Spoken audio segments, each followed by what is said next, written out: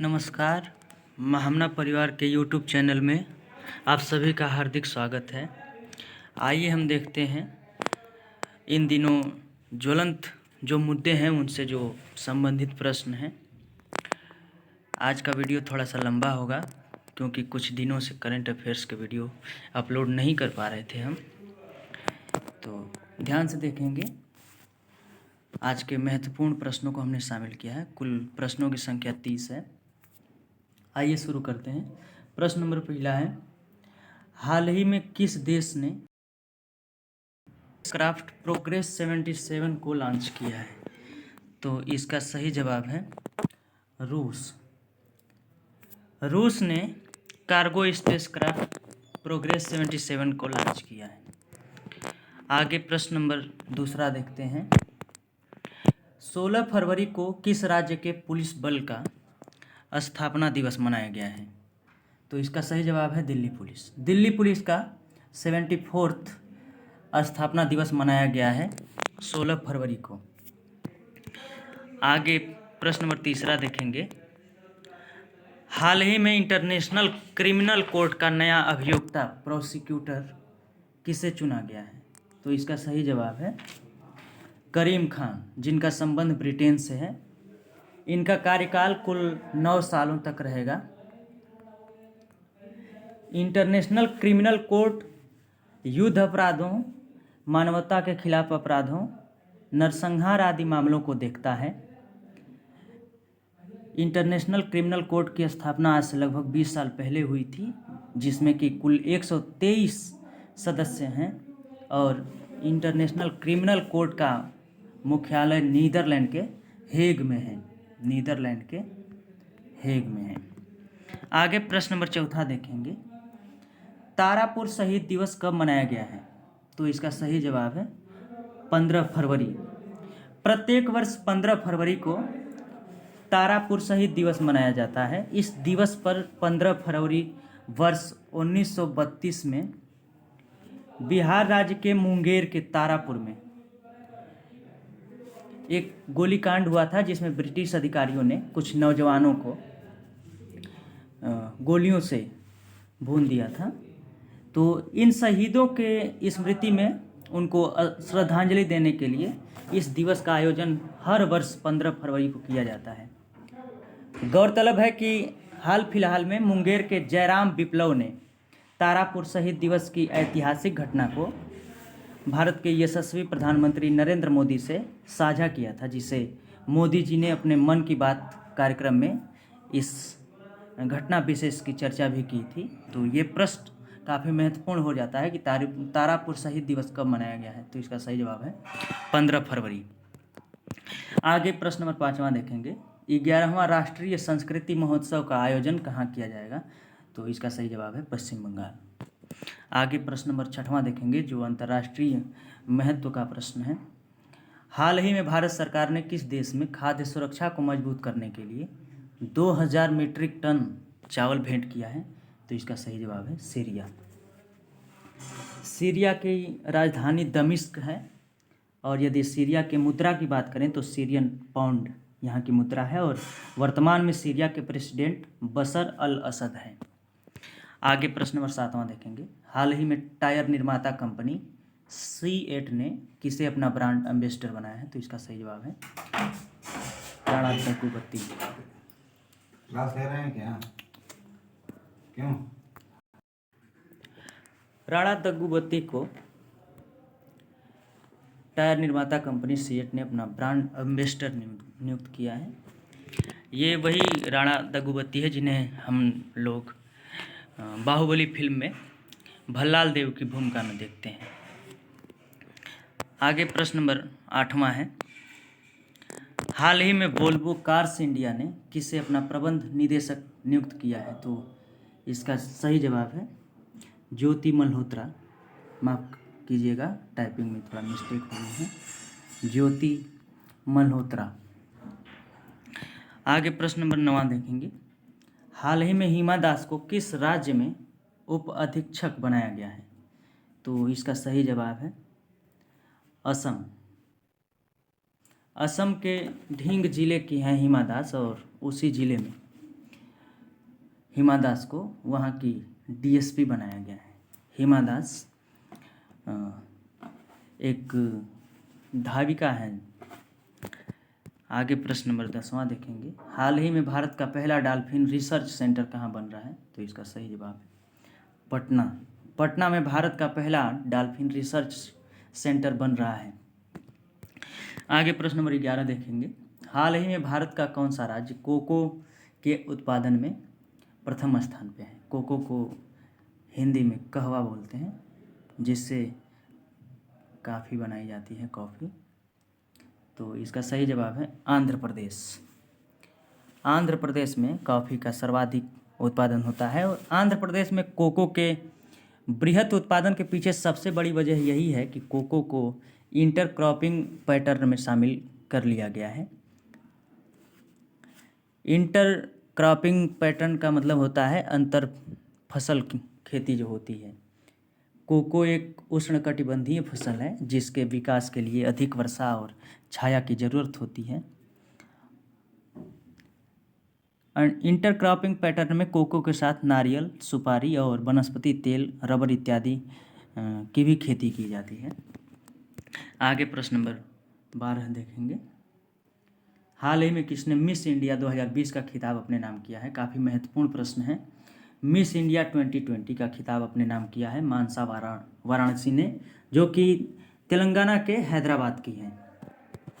आगे प्रश्न नंबर 13 देखेंगे। किस संस्थान द्वारा 8 से 12 फरवरी तक वित्तीय साक्षरता सप्ताह मनाया गया है? तो इसका सही जवाब है Reserve Bank of India. Reserve Bank of India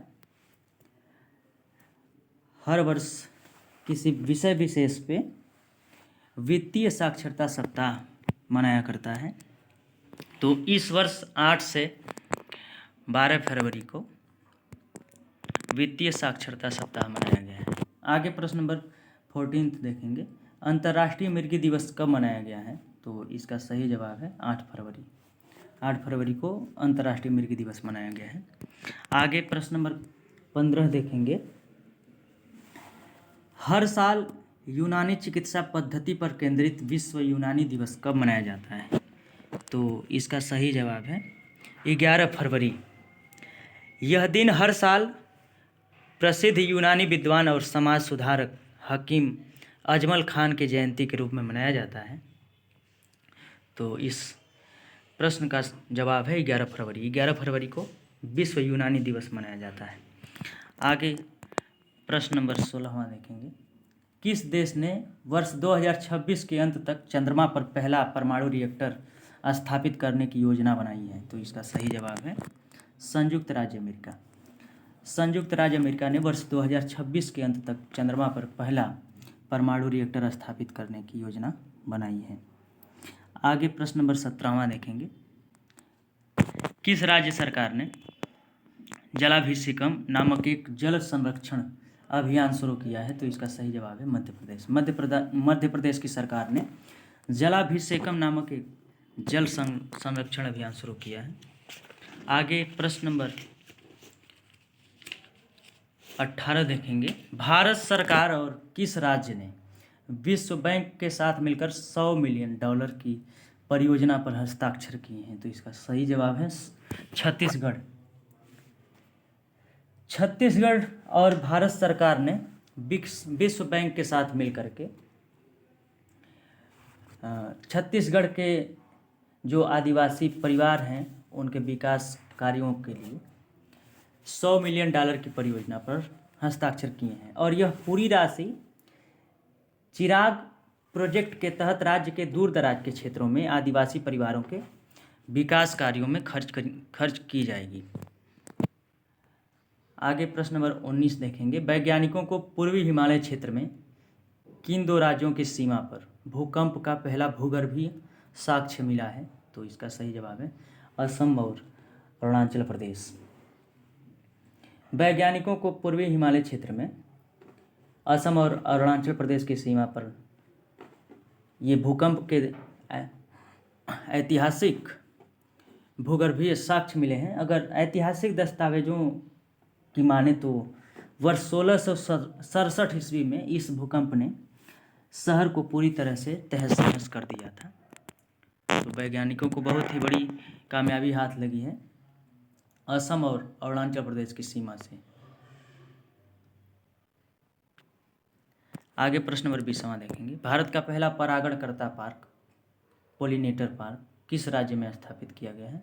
तो इसका सही जवाब है उत्तराखंड। आगे प्रश्न नंबर 21 देखेंगे, काफ़ी महत्वपूर्ण प्रश्न है। भारत का पहला स्टेथोस्कोप स्टेरिलाइजर किस कंपनी ने लॉन्च किया है? तो इसका सही जवाब है एक्सेज। एक्सेज भारत की एक उभरती इनोवेटर कंपनी है और इसने अपनी तरह का और भारत का पहला स्टेथोस्कोप स्टेरिलाइजर विकसित किया है। इसमें एक विशेष अल्ट्रावायलेट CGI तकनीक का उपयोग किया गया है जो सभी आकार के स्टेथोस्कोप के डायाफ्राम को 99.99% तक स्टेरिलाइज या जीवाणु रहित कर सकता है। आगे प्रश्न नंबर 22वां है। फास्टैग कब से अनिवार्य हुआ है? तो इसका सही जवाब है 15-16 फरवरी की आधी रात से। सड़क परिवहन और राजमार्ग मंत्रालय ने इस संदर्भ में निर्णय लिया है कि 15-16 फरवरी की आधी रात से फास्टैग अनिवार्य रूप से लागू हो जाएगा। अगर हम बात करें कि फास्टैग क्या है, तो radio frequency identification tag. FASTag prepaid या बचत अथवा चालू खाते से लिंक होता है। जो फास्टैग होता है वो आपके प्रीपेड अथवा बचत या चालू खाते से लिंक होता है, जिसकी सहायता से ऑनलाइन टोल शुल्क अदा की जाती है। टोल शुल्क अदा करने के लिए फास्टैग को अनिवार्य रूप से लागू कर दिया गया है। आगे प्रश्न नंबर 23वां देखेंगे। भारत का पहला पूर्ण अंतर्राष्ट्रीय टर्मिनल किस राज्य में स्थित है? तो इसका सही जवाब है केरल। केरल के कोच्चि बंदरगाह पर भारत का पहला पूर्ण अंतर्राष्ट्रीय टर्मिनल स्थापित किया गया है और इसका नाम सागरिका है। इसका नाम है सागरिका।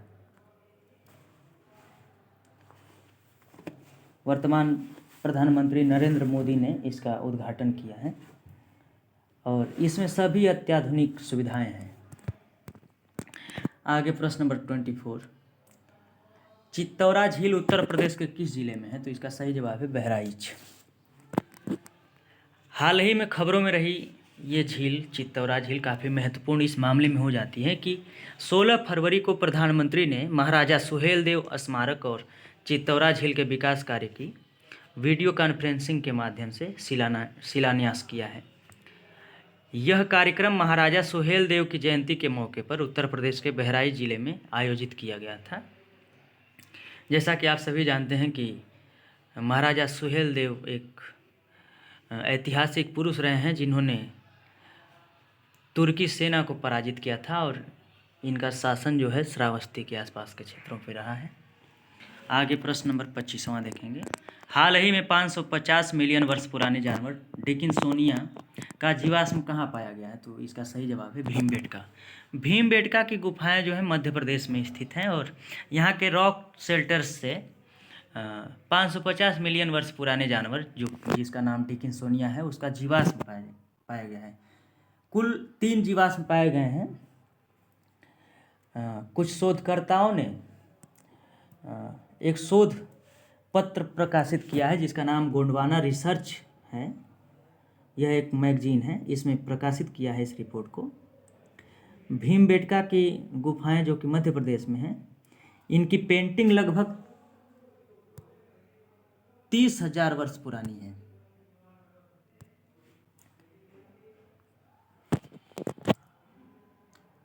तीस 30,000 वर्ष पुरानी। और भीमबेटका रॉक शेल्टर्स यूनेस्को के विश्व धरोहर स्थल में भी शामिल है। आगे प्रश्न नंबर 26वां देखेंगे। इंटरनेशनल चाइल्डहुड कैंसर डे कब मनाया जाता है? तो इसका सही जवाब है 15 फरवरी।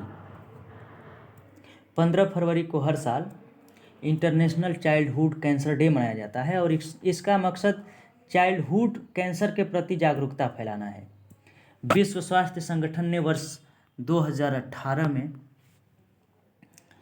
Global initiative for childhood cancer launch किया था और इस पहल का मकसद यही है कि वर्ष 2030 तक कैंसर से पीड़ित कम से कम 60% बच्चों को जीवित करना है। आगे प्रश्न नंबर 27 देखेंगे। खबरों में रहा institute of cost accountants of India अर्थात ICAI क्या है? तो यह एक वैधानिक निकाय है। हाल फिलहाल में यह इस संदर्भ में खबरों में रहा है कि केंद्रीय वित्त मंत्री ने इसका नाम बदलकर institute of cost and management accountants रखने का विचार रखा है और चूँकि यह संस्था संसदीय कानून के तहत बनाई गई है इसलिए यह एक वैधानिक निकाय है। इसका मकसद देश में कॉस्ट एंड मैनेजमेंट अकाउंटेंसी के प्रोफेशन को बढ़ावा देना एवं रेगुलेट करना है। आगे प्रश्न नंबर 28 देखेंगे। देश में संयुक्त राष्ट्र 26वें संयुक्त राष्ट्र क्लाइमेट चेंज कॉन्फ्रेंस के अध्यक्ष कौन बने हैं? तो इसका सही जवाब है आलोक शर्मा। आलोक शर्मा जलवायु परिवर्तन के मुद्दे पर भारतीय नेताओं से बात करने के लिए 2 दिवसीय दौरे पर भारत आए हुए हैं और आपको बता दें कि 26वां संयुक्त राष्ट्र क्लाइमेट चेंज कॉन्फ्रेंस स्कॉटलैंड के ग्लासगो शहर में आयोजित होने वाला है। आगे प्रश्न नंबर 29 देखेंगे। किस देश की क्रिकेट टीम 100 अंतर्राष्ट्रीय T20 मैच जीतने वाली दुनिया की पहली क्रिकेट टीम बन गई है? तो इसका सही जवाब है पाकिस्तान। हाल ही में पाकिस्तान ने दक्षिण अफ्रीका को 4 विकेट से हराकर अपना 100वां अंतर्राष्ट्रीय T20 मैच जीत लिया है और इस मामले में वह दुनिया की प्रथम क्रिकेट टीम बन गई है। आगे प्रश्न नंबर 30वां है जो कि आज के वीडियो का अंतिम प्रश्न है और स्टैटिक GS का काफ़ी महत्वपूर्ण प्रश्न है। म्यूनिख शहर किस देश में है? तो इसका सही जवाब है जर्मनी। आपको ये वीडियो अगर पसंद आता है तो लाइक करें और इसमें जो भी कमियां हैं त्रुटियां हैं उसे हम तक पहुंचाने के लिए कमेंट जरूर करें। धन्यवाद।